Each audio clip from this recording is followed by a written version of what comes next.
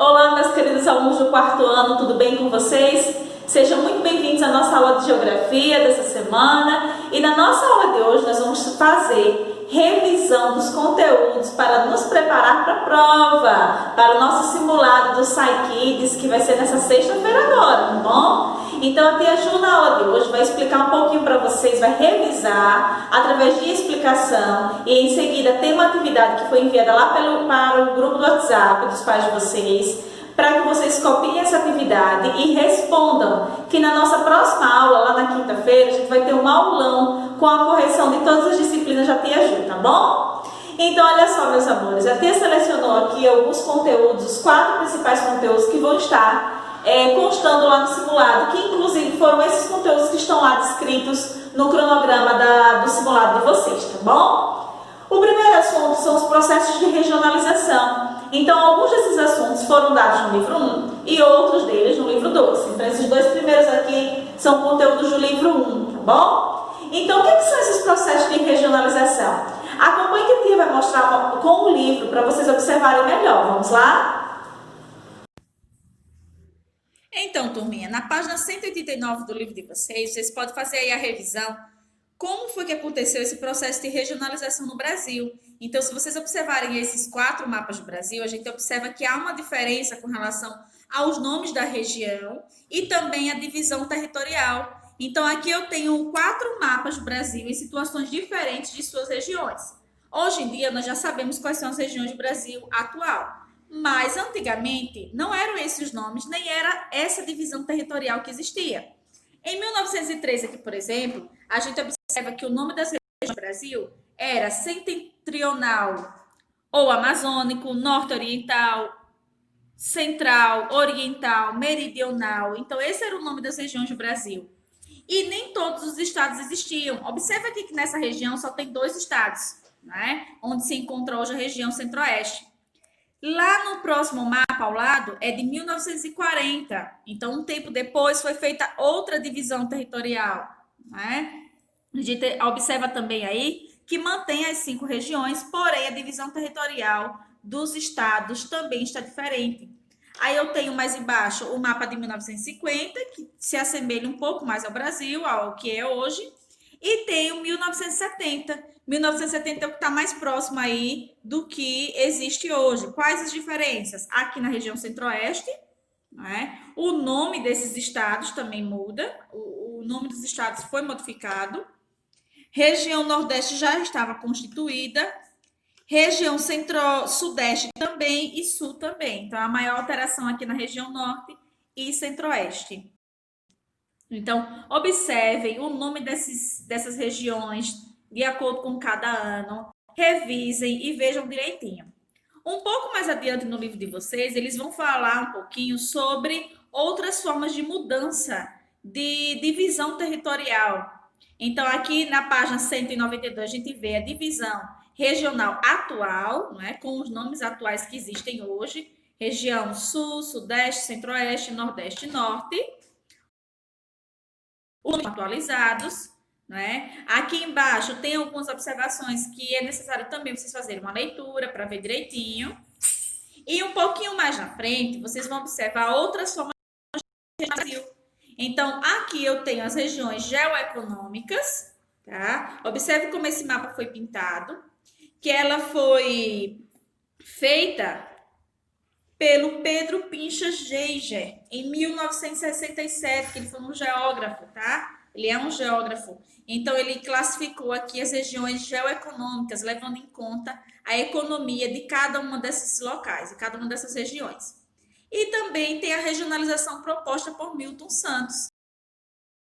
E pode até comparar com essa divisão feita por ele. O nome das regiões é modificada também. E o número também, 4 só regiões.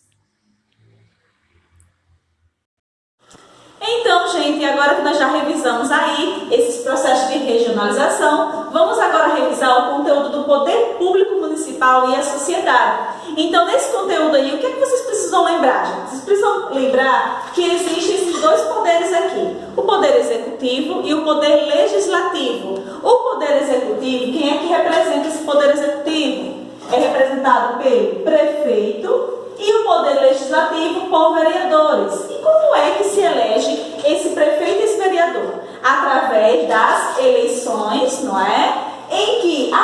população vota. Então, é uma forma democrática de escolher os nossos representantes. Então, por meio das eleições, existe o voto direto, não é? Além disso, nós precisamos lembrar também que esses representantes que são responsáveis pelo bem-estar do município, não é? Pela segurança, saúde, educação, de onde é que eles tiram esse dinheiro para investir na cidade, para construir hospitais, escolas? De onde é que vem esse dinheiro? Ele vem dos impostos. Então, os impostos, turminhas, existem vários tipos aí de impostos que vocês vão ver, tá? Os impostos, a gente tem aí os impostos municipais, estaduais e federais. Os impostos municipais são aqueles recolhidos que ficam no mesmo município, no caso o município de Arapiraca, que a gente vive. Os impostos estaduais são aqueles impostos a nível de estado, Alagoas, tá? E os impostos federais são aqueles impostos que são recolhidos por toda a nação brasileira, tá bom? Então vamos relembrar aí, isso aí é conteúdo do livro 1. Existe o Poder Executivo e Legislativo. O Poder Executivo é responsável por executar as ações, por realizar essas ações, que são planejadas, tá, pelo Poder Legislativo, representado pelos vereadores. Lembrando aqui também, gente, que a gente tem os secretários, que é um assunto que a gente estudou recentemente, não é? Então, essas pessoas aqui passam por eleições, as pessoas votam, não é, através das eleições, e de onde é que vem o dinheiro, a verba, para que essas pessoas executem melhorias para o município? Vem dos impostos, que são dinheiro, parte do que a gente compra ou do que a gente vende, é retirado para o governo. E o governo tem a responsabilidade de transformar esse dinheiro público em melhorias para o município. Existem 3 tipos de impostos, os municipais, estaduais e os federais. Tranquilo até aí? Nesse mesmo capítulo, gente, ele vem falando sobre os direitos e deveres. Então, a sociedade, ela tem direitos e deveres. Vamos ver um pouquinho do que se trata isso. Então, turminha, a cidadania tem a ver com o saber viver em sociedade. Então, para isso, foram estabelecidos um conjunto de direitos e deveres, tá? Que nós, cidadãos que vivemos em sociedade, precisamos ter para viver bem e convivendo bem uns com os outros, tá bom? Então, o que são esses direitos, para começar? Os direitos, gente, a gente costuma dizer que é a obrigação que a sociedade tem para conosco, tá? Então, esses aqui são os nossos direitos.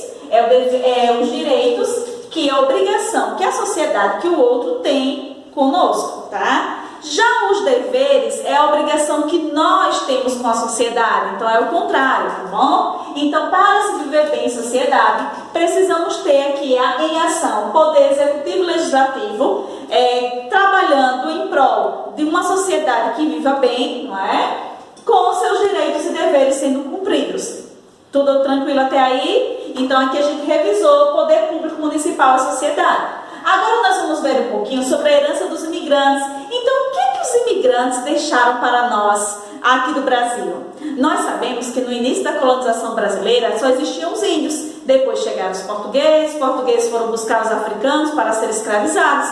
E logo depois que acabou a escravidão no Brasil, essas pessoas vieram para o Brasil de outros países, porque o Brasil estava crescendo, estava começando o processo de industrialização, então estava precisando de mão de obra qualificada. O que quer dizer isso? Pessoas que trabalhassem, mas que tivessem um estudo, que soubessem o que estavam fazendo. E os índios tinham a cultura dele, mas eles não tinham aquele conhecimento científico sobre as coisas. Então, essas pessoas vieram para o Brasil, imigrantes de países do mundo, principalmente do continente europeu. Então, vieram alemães, não é? Japoneses, além dos portugueses que foram os primeiros a vir. Então, eu trouxe aqui umas imagens para vocês, para mostrar algumas dessas heranças culturais deixadas pelos imigrantes para nós aqui do Brasil. Como, por exemplo, a arquitetura alemã, os alemães vieram, fixaram-se principalmente lá na região sul, né? A gente percebe que há um todo design dessa casa, que é cultura dos imigrantes, os imigrantes alemães que vieram para trabalhar aqui no Brasil. Inicialmente, gente, esses imigrantes vieram para trabalhar na lavoura de café, na plantação do café, que o café era um produto que estava crescendo muito, logo após o desenvolvimento da cana-de-açúcar também, que foi a primeira atividade econômica desenvolvida aqui no Brasil, uma das primeiras, a primeira foi a extração do pau-brasil. foi desenvolvida aqui no Brasil para ganhar dinheiro. Os portugueses lucraram muito na época do desenvolvimento da cana-de-açúcar, tá? E logo depois veio o desenvolvimento do café. Então esses imigrantes vieram principalmente para trabalhar na plantação do café e depois foram se adentrando nas indústrias que foram se formando aqui no Brasil. Então aqui eu tenho a presença dos alemães nas nossas terras brasileiras. Tenho também Portal Polonês em Curitiba, a presença, né, dos poloneses aqui também. Essas imagens a gente já viu em outras aulas, não foi? Temos aqui os imigrantes italianos desembarcando no Porto de Santos em 1907, presença também dos italianos. Temos também a presença dos holandeses, tá? Aqui no estado de Pernambuco. E também temos aqueles imigrantes que vieram de seus países tentando se refugiar, que vem até hoje, tá, gente? Há essa presença de imigrantes até hoje, que são pessoas que saem de seus países, que em muitos países existem guerras, existem conflitos. Então essas pessoas procuram um local aqui no Brasil que tenha mais paz, que eles encontrem um local para sobreviver. Mas é importante também lembrar que o que trouxe esses imigrantes aqui para as terras brasileiras foram a necessidade de viver melhor, em busca de melhores condições de vida, tá? E aqui eles fixaram, se construíram família e existe até hoje essa presença de imigrantes aqui no Brasil, tá bom? Então a gente viu um pouquinho da herança dos imigrantes e vamos destacar principalmente os imigrantes latino-americanos, que são aqueles imigrantes que estão aqui no Brasil, que vêm aqui para o Brasil, que são de países vizinhos ao Brasil, da América do Sul, tá? Que são os venezuelanos e bolivianos. Então, o que a gente sabe sobre esses imigrantes, turma? É um assunto bem recente, foi um dos últimos que a gente viu aí, não é? Ó, vejam, por favor, no livro de vocês, no livro 2, tá? É onde tem aí falando sobre esses imigrantes que vieram aí no Brasil. Lá na página 192, ele vem falar um pouquinho sobre os bolivianos e os venezuelanos. E vem dizendo também que a situação econômica desses países é precária. E isso faz com que essas pessoas venham buscar aqui refúgios no Brasil. Tudo tranquilo? Então veja bem, turma, tem uma atividade que a tia deixou no grupo do WhatsApp. Vocês vão pegar essa atividade. Quem tiver como imprimir, imprime. Quem não, copia as questões bem organizadas, com a letra bonita. Tenta fazer de caneta, tá? Responde. E quinta-feira a gente vai ter o nosso aulão. É um momento bem maior de tempo em que a gente vai corrigir essas atividades de revisão de geografia, ciências e matemática, que são as disciplinas da Tia Ju, tá bom? Então, um grande beijo e até